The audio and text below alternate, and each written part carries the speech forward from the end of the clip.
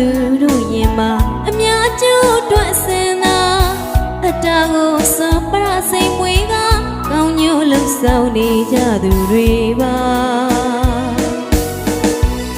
ဒုက္ခတွေလို့ရှိရာနှလုံးသားလာတဲ့သူတွေဟာကျင်နာတွေ့ရှက်ပြီးမှလို့သာမြင့်မြတ်စိတ်ထားနဲ့ဝိုင်းဝန်းညလို့သာ